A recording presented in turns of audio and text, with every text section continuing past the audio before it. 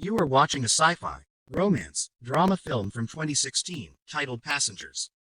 The interstellar spaceship Avalon is traveling through space, headed to a colonized world called Homestead 2.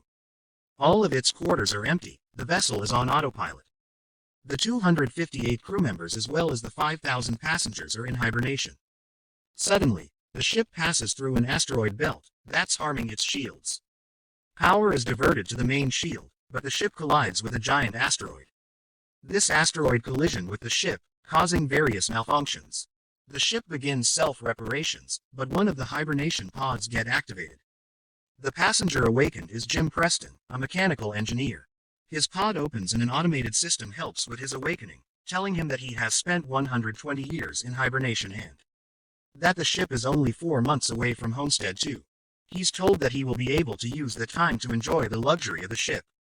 Jim receives instructions about his ID band, his cabin and the primary activities he's to take part of before arrival on the planet. Excited and nervous to meet the people on the ship, he gets ready, leaves his cabin and goes to an automated class meant for an entire learning group. Jim looks a little anxious, as the hologram explains the situation on Earth, saying it's overpopulated, overpriced and overrated. It tells him to hold his questions to the end of the lesson, but Jim keeps asking why he's the only one there. Soon he realizes that the hologram can't answer him and goes to search for other people. He gets to the main concourse of the ship. No one is there either, but an automated informational desk offers to help. Jim asks to talk to a real person and it sends him off to talk to a steward, but when he finds that no one is there too, he asks to speak to the captain. When he gets to the bridge, even though he doesn't have access to go inside, he can see that none of the main crew is awake. Jim eventually goes to the observatory, where he finds out that the ship is actually 90 years away from Homestead 2. He realizes that he woke up too soon, so he rushes back to the concourse and sends a message back to Earth asking what he should do, because he doesn't know how to get back into hibernation. The communication system informs him that the call to Earth would take approximately 55 years to get an answer back.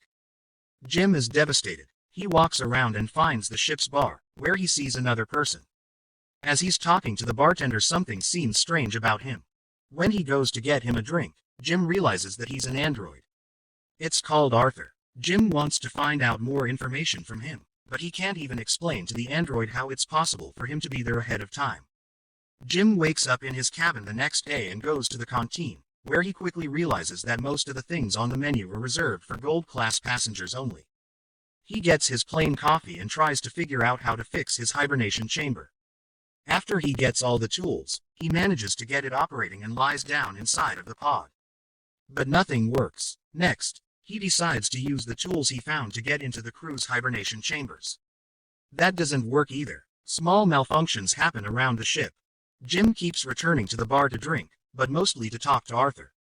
The android gives him some advice that convinces him to break into one of the gold-class rooms and try to have some fun on the ship.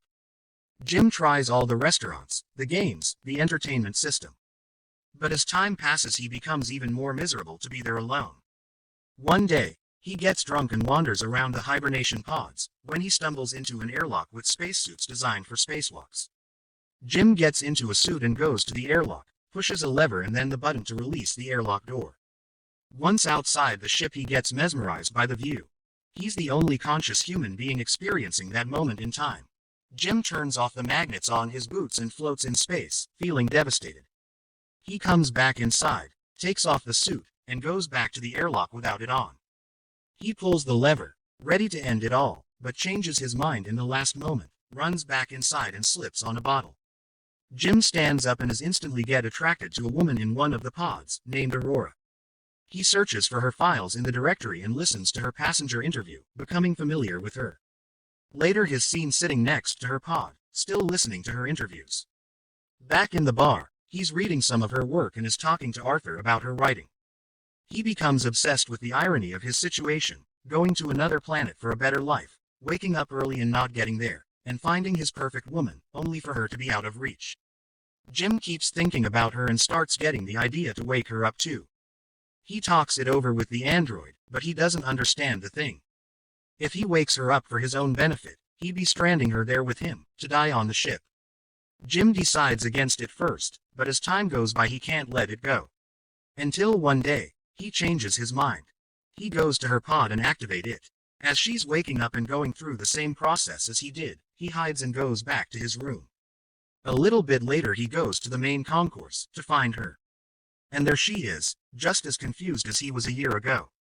Jim tells her they're the only ones awake and takes her to the observatory. Then he tells her that he can't get to neither the crew, nor the main commands of the ship. Aurora freaks out and wants to get back into her pod. When they get to it, Jim explains that there is no special equipment on the ship that can help them get back into hibernation, effectively telling her that they're stranded. They go back at the concourse and he tells her that she should rest, since she just came out of hibernation. She feels sorry for him, having to spend more than a year alone on the ship. Jim goes back to the bar, feeling regretful about what he did. He asks Arthur not to tell Aurora that he was the one that woke her up. The next day, Aurora wakes up. She goes back to the concourse and asks the automated info desk about the hibernation pods. Jim joins her there and they do breakfast. As they leave, the info desk has some sort of malfunction. In the canteen, Aurora realizes that Jim has been eating the same breakfast for more than a year, and gets him one of the gold class menu. They talk about the possibility to fix the pods, but, unlike Jim, Aurora isn't ready to give up. She searches through the infirmary, then goes through research documents, eventually ending up at the crew's hibernation quarters trying to break the doors open. While Jim notices more malfunctions throughout the ship, sometime later, Aurora laments about her life on the Avalon. She writes, jogs around the ship and swims in the pool, becoming more and more aware of her surrounding. She goes to the canteen to interview Jim, thinking that his story might be interesting. She asks why he immigrated to the colony. Jim explains that he hopes that on the new world he could be somebody, he could build a life. Later, they end up in the observatory and Aurora finally shares her reason to be there. Unlike the other passengers on the ship, she has a round-trip ticket. Her idea was to go to Homestead 2, live there for a year and come back to Earth, to become the first journalist that has ever done that. Writing the greatest story that ever was. Aurora slowly gives up on finding a way to fix their current situation. And Jim figures out a way to cheer her up. He takes her dancing, to the cinema, and to the basketball court. Lastly, he takes her to the bar to meet Arthur. She relaxes for a bit, until she remembers their situation. Jim is left alone with the android, feeling awful about what he's done to her. The next moment he's seen tinkering with something. And in the other side Aurora walks into the observatory to find a miniature of the Chrysler building he made for her. Sometime later, they go on a date at the bar. They have dinner and share stories about their lives. She tells him that her father died when she was a teenager. After the dinner, Jim takes Aurora to the airlock and they get into the spacesuits. They go out for a spacewalk together. Jim finally has someone to share that magnificent experience with. Jim switches off the magnets on their boots and they float together in space. They come back inside and immediately kiss, retreat to his cabin and sleep together. Soon after, they start living like a couple. Aurora moves into his cabin and writes about her life on the ship. They jog together, eat together, sleep together. Jim explores the ship further and finds the hydroponics bay. He brings Aurora flowers. One day the ship passes by a red giant and they go to the observatory to see it. It's Aurora's birthday, so later that night they celebrate it in one of the many restaurants on the ship and then the bar. Jim goes to the washroom and prepares the ring he made for Aurora, while she stays in the bar chatting with Arthur. The android tells Aurora that Jim woke her up intentionally, unaware that he was still to keep that a secret. Suddenly, Jim comes back and she confronts him in absolute disbelief. She runs away furious and panicked.